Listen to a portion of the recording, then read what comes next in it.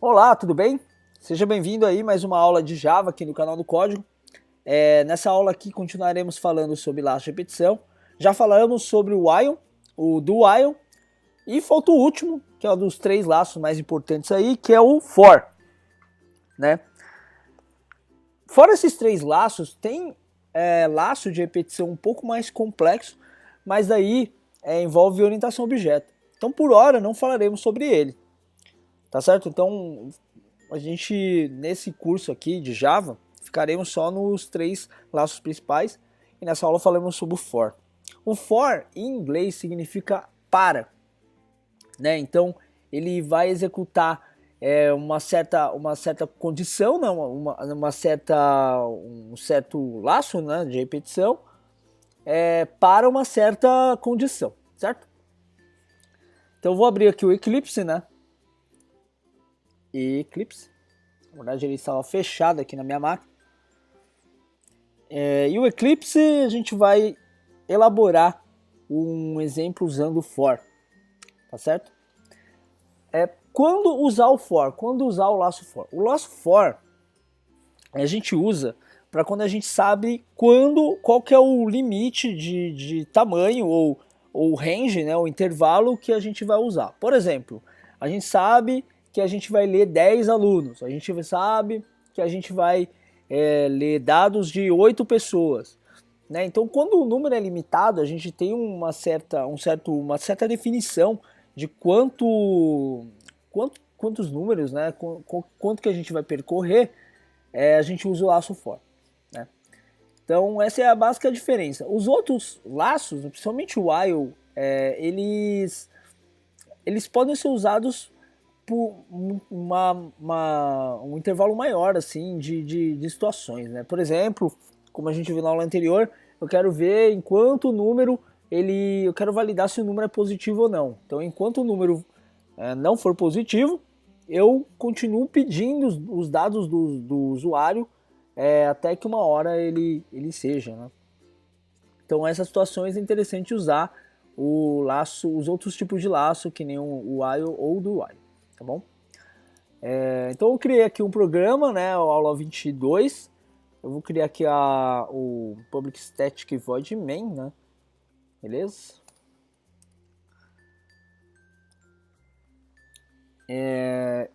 E ao diferente dos outros laços, né, a gente teve que criar uma variável auxiliar chamada de iterador. O for não precisa. Eu vou explicar o porquê. A estrutura do for, ele é simplesmente assim, for, e aí ele tem três campos, na verdade, né? Cada campo é separado com ponto e vírgula. Então eu vou deixar uns espaços aqui para a gente mostrar que são três campos. Né? Então esses três campos eles vão direcionar o laço e o corpo do laço é esse que abre entre chaves e fecha chaves aqui, tá bom? Então o primeiro campo aqui é o inicializador. É onde a gente vai criar as variáveis que vão nos auxiliar durante o laço. Depois que o laço se encerra, essa variável, as variáveis são criadas aqui, elas são apagadas, então elas não existem mais, tá certo? Então, vamos criar aqui, ó, por exemplo, int i igual a 0. O i eu coloquei mais por causa do iterador, nome iterador, mas se você quiser colocar um outro nome, x, y, z, também pode colocar, tá bom? Então, int i igual a 0. Esse segundo campo aqui é a condição. Então, lembra lá no while e no do while, a gente teve uma condição, enquanto aquela condição fosse verdadeira, o laço era executado. É exatamente o mesmo campo aqui. Então, a gente tinha colocado o i menor do que 10, né, nos outros exemplos, e vamos manter aqui. Então, enquanto o i for menor do que 10, né, eu executo o meu laço for. O terceiro campo é o campo do incremento. Né? Então, lembre-se que sempre que a gente colocava o while, a gente criava uma variável while, a gente tinha que incrementar o valor dessa variável auxiliar, né? Senão o laço ele ficava rodando infinitamente. Né? Então a gente mostrou um exemplo lá que o laço estava executando infinitamente porque a gente esqueceu de colocar o incremento. Essa situação é mais difícil de ocorrer aqui no laço for. Por quê? O laço for, esse terceiro campo, ele meio que lembra o programador de colocar um incremento, tá bom? Então, nós programadores olharemos esse campo aqui e falamos, nossa, que estranho, ele está em branco. Então, é nesse momento que a gente lembra que tem que colocar o incremento, beleza? I igual I mais 1.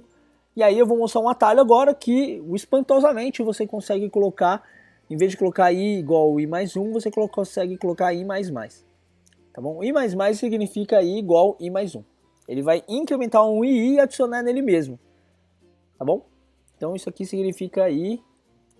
Vou colocar um comentário aqui do lado, né? I igual I. Peraí. Isso aqui significa I igual I mais 1. Tá bom? Espero que tenha ficado claro. Beleza? Então esses são os três campos do for. E esses três campos são obrigatórios, certo? Você pode deixar em branco se você quiser, mas não recomendo, porque ele está aí para isso. É para você, para te lembrar de que você tem que colocar essas três opções.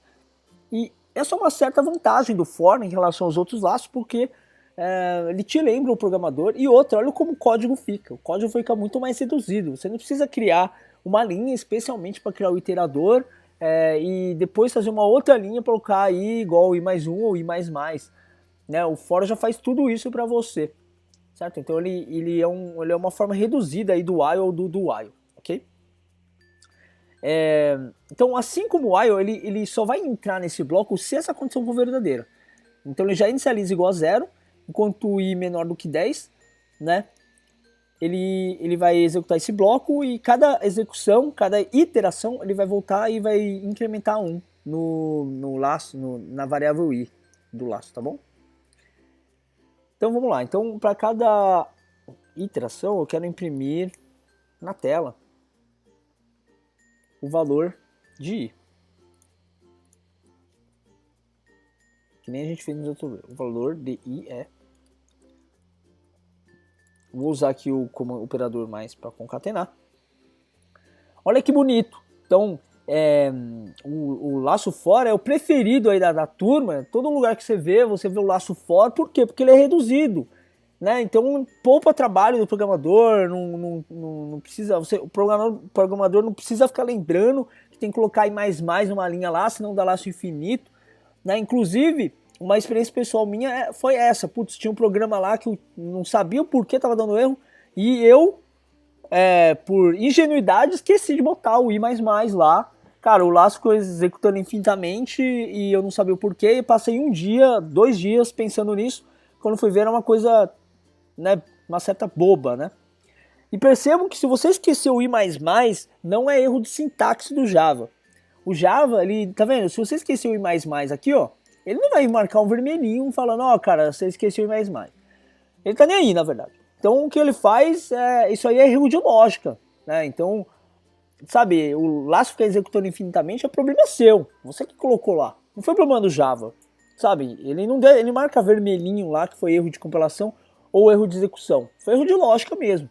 Foi erro do programador, cara, da máquina ser humano aí. O bicho que tá atrás da máquina, certo? Beleza?